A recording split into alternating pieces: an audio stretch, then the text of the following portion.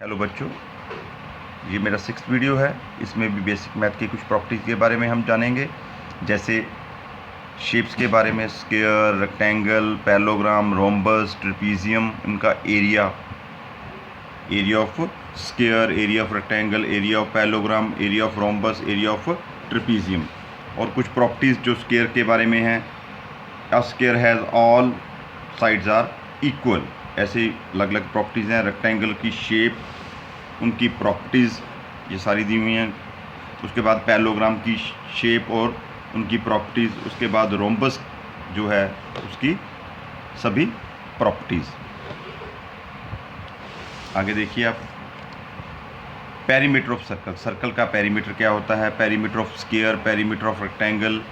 ये जो रीजन दिया है शेडेड, इसका एरिया फाइंड आउट करना है आपको। साइड दी हुई है 2 centimetre. Find the area of shaded reason, इस शेडेड रीजन का एरिया हमने पता करना है। ये एरिया ऑफ सेक्टर, जो शेड किया है जो एरिया ऑफ सेक्टर है। वीडियो में आपको मैं इसके बारे में पूरा जानकारी दूंगा। एरिया ऑफ सेक्टर क्या होता है, एरिया ऑफ सेगमेंट क्या होता है। इसके बाद area of rectangle ABC, sum of AP series भी मैंने आपको करवाया था। AP सीरीज का सम क्या होता है, SN = n/2 2a + n - 1d। यहाँ मैं आपको फिर डिटेल के बारे में बताऊंगा। आगे ये क्वेश्चंस हैं इसके बारे में। 21 क्वेश्चन है, ट्रायंगल आर पॉसिबल। ये ट्रायंगल की साइड्स दी हुई हैं और आपको बताना है कि ट्रायंगल जो है वो पॉसिबल है या नहीं। उसके बाद एरिया ऑफ सेक्टर, इसका फार्मूला दिया है सेक्टर का, θ/360 × πr²। Area of segment, area of sector में से आप एरिया ऑफ ट्रायंगल माइनस कर दीजिए। उसके बाद area of triangle, area of triangle = 1/2 × base × perpendicular. अगर आपको पॉलीगन दी हुई है और इंटरनल एंगल का सम करना है तो आप कैसे करेंगे। फर्स्ट क्वेश्चन, स्क्वायर हो, इसकी शेप जो है वो इस तरह से होती है, ऑल साइड्स इक्वल। सबसे पहली प्रॉपर्टी है रेक्टेंगल की सभी साइडें इक्वल होती हैं।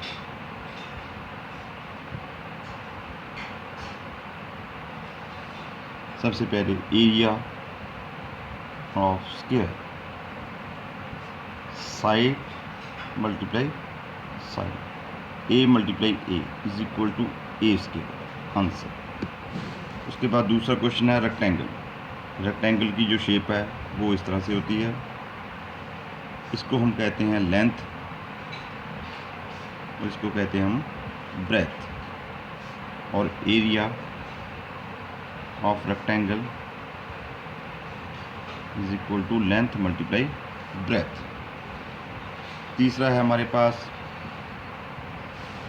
पैरेललोग्राम। पैरेललोग्राम की जो शेप है वो कुछ इस तरह से होती है, ये बेस है, ये परपेंडिकुलर हाइट है,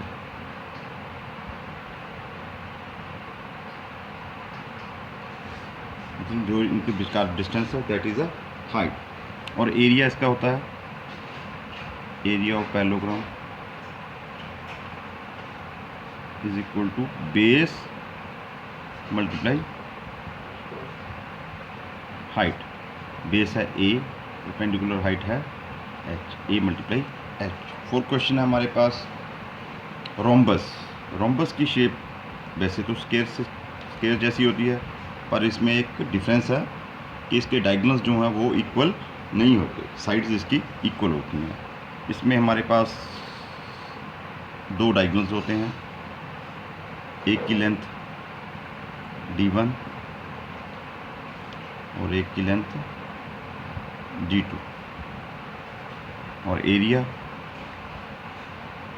ऑफ रोम्बस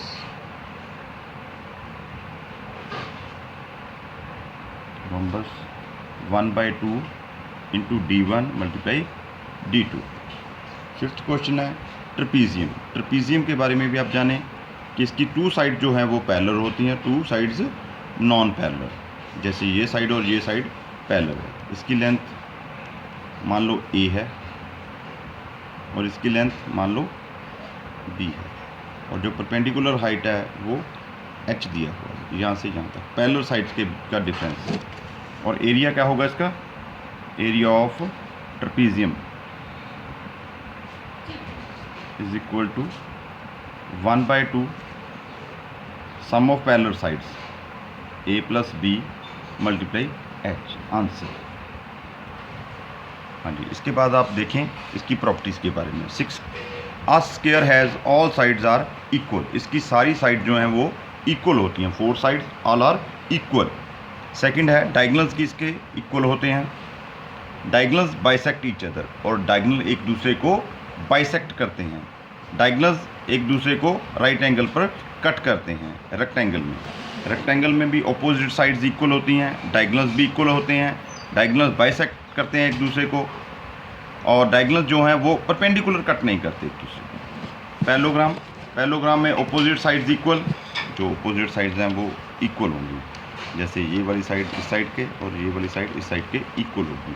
डायगोनल्स जो हैं इसके इक्वल नहीं होते, डायगोनल्स बाइसेक्ट करते हैं, डायगोनल्स जो हैं वो एक दूसरे को राइट एंगल पर कट नहीं करते। रोम्बस के बारे में देखिए, all the sides are equal, diagonals are not equal, ये मैंने आपको पहले ही बता दिया था। डायगोनल्स बाइसेक्ट ईच अदर, इसके डायगोनल्स भी एक दूसरे को बाइसेक्ट करते हैं, diagonals cut at right angle.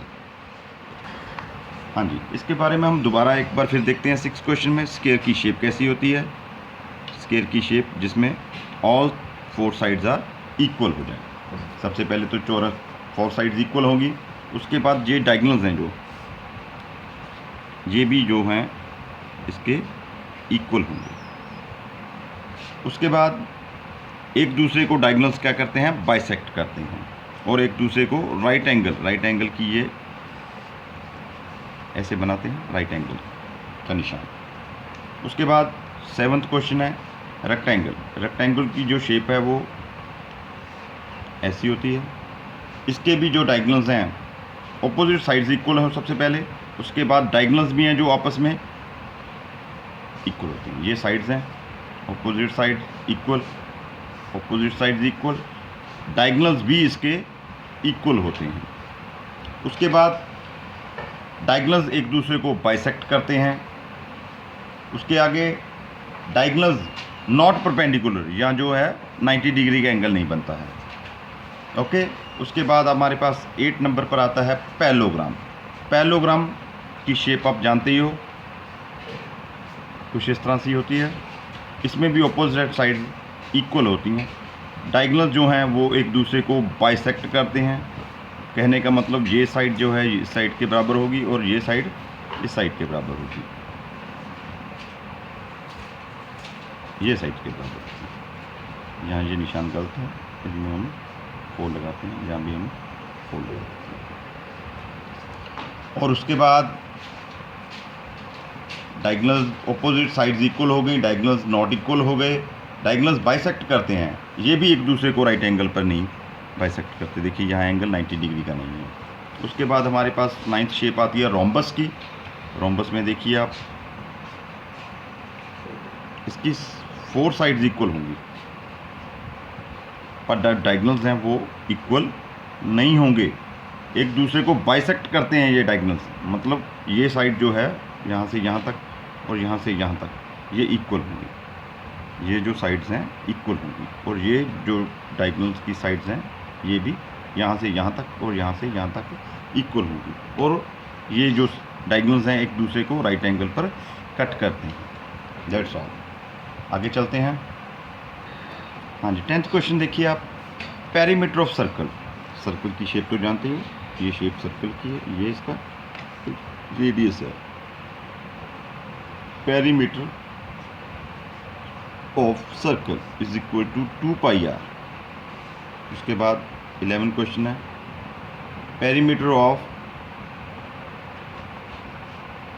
Square, perimeter बोलूँ या सर्कमफ्रेंस बोलूँ, same, both are same, 4 multiply side.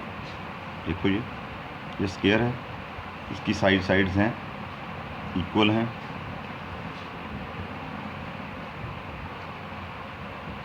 ये भी ए है, ये भी ए है, 4 multiply a is equal to 4a। उसी तरीके से 12 क्वेश्चन देखिए आप। Perimeter of rectangle, perimeter of rectangle 2L + B। देखिए ये शेप है इसकी लेंथ भी L है, ये भी L है, ये B है, ये भी B है। अगर आप सभी को जोड़ दें L + B + L + B = 2L + 2B, 2 common out और L + B, यही आंसर हमारे पास, दैट इज आंसर।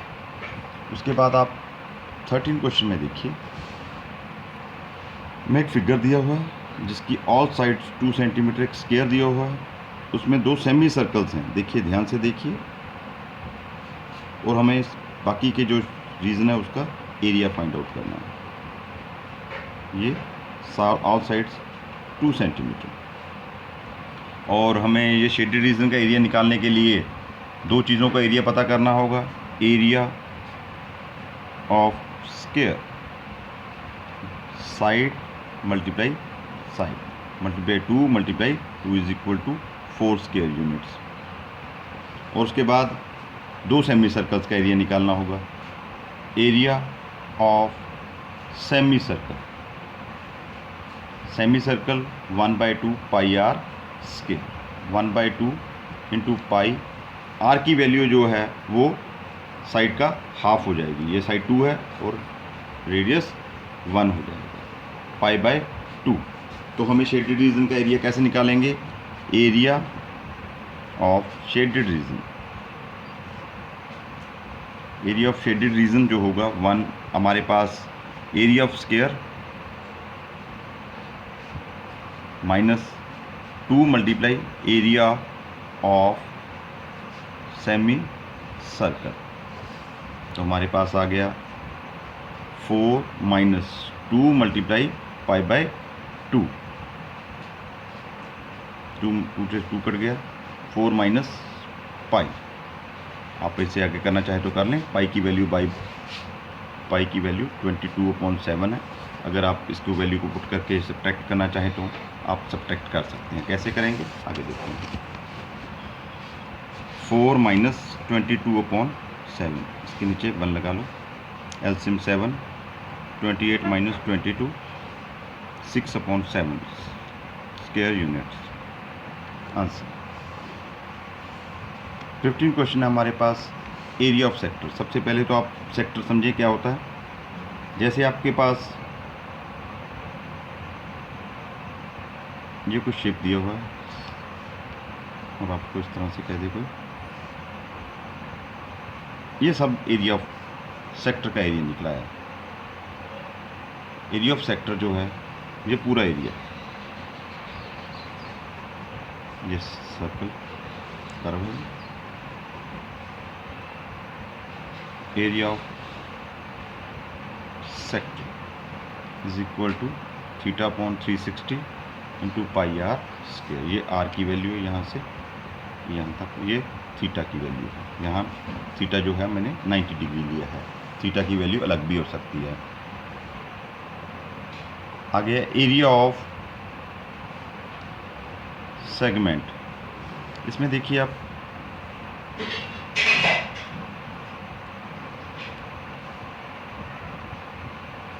ये सेगमेंट है हमारे पास, इसका एरिया निकालने के लिए area of segment = area of sector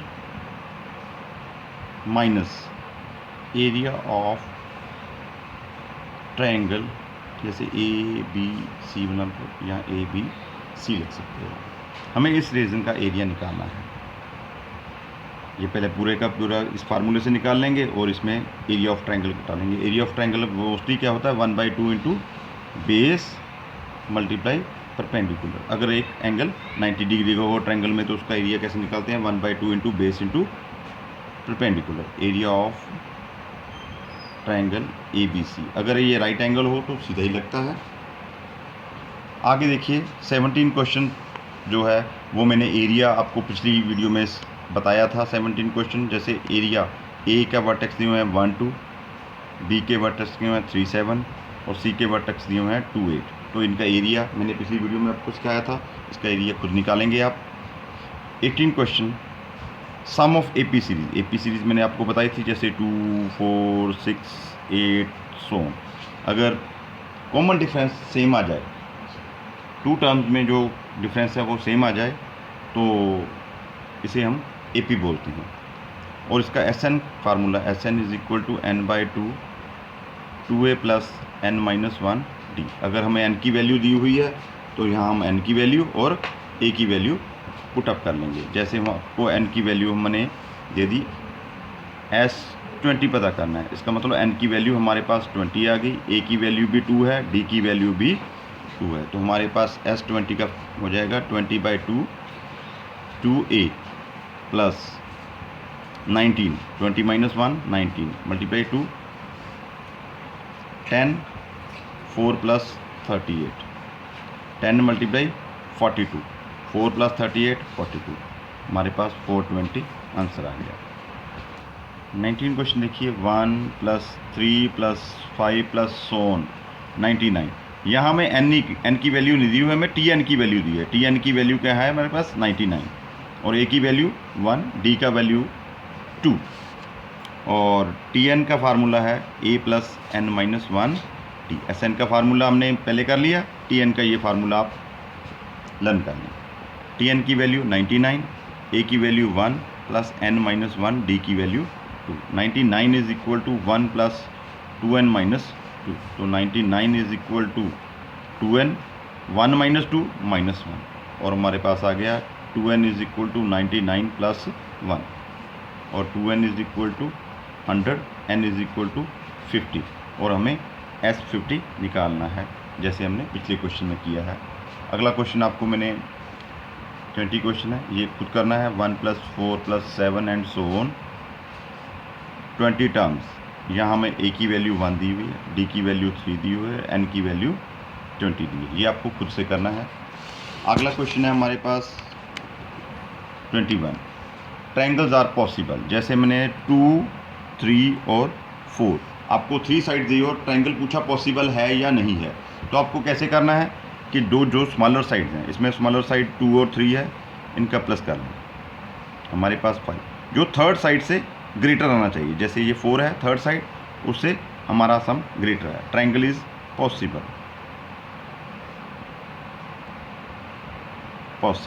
अगर नहीं आता तो ट्रायंगल इज नॉट पॉसिबल। अगले क्वेश्चन आपको खुद करने हैं। 22 क्वेश्चन हमारे पास है area of sector. Area of sector मैंने आपको पहले ही करा दिया है। Area of sector θ/360 into pi R square, और 23 area of segment. Area of segment, area of sector minus area of triangle, जो भी ट्रायंगल की ये बनावट है, और 24 area of triangle. Area of triangle 1/2 into base into perpendicular. जैसे आपको कुछ ऐसी साइड्स दी हुई हैं जिसका बेस ए है और परपेंडिकुलर आपको एच दिया है, तो एरिया हमारे पास आ जाएगा 1/2 इंटू ए इंटू एच। इसी तरीके से एक और ट्रायंगल ले आते हैं हम। जैसे मान लो आपको ये ट्रायंगल दिया हुआ है, इसमें बेस जो है वो है ए और हाइट एच, ये इसके बराबर होना चाहिए। यहाँ भी जो एरिया है 1/2 इंटू ए इंटू एच निकलेगा, और इस तरीके से आप और भी ट्रायंगल्स का एरिया निकाल सकते हैं। सबसे लास्ट में है 25 क्वेश्चन। अगर आपको कोई पॉलीगन दी हुई है, जैसे मान लो हम ये पेंटागन ले लेते हैं, ये पेंटागन के हम मान लो A B C D E vertex दिए हुए हैं। सबसे पहले ए को बी से तो मिला हुआ है, सी से मिला दें, इसे डी से मिला दें, सिर्फ ए को मिलाना है हमें, ई से तो मिला हुआ है।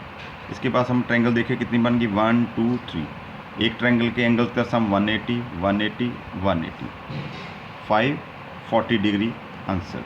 अब इसी तरीके से एक हेक्सागन ले लीजिए, उनके एंगल्स का सम करके देखें। उसी तरीके से आप एक स्क्वायर का भी सम करके देखें, ए बी सी डी, यहाँ भी A B C D E F. याद रहें कि सिर्फ एक वर्टेक्स को लेकर हमने इसके डायगोनल्स निकालने हैं, बाकी नहीं है। That's all.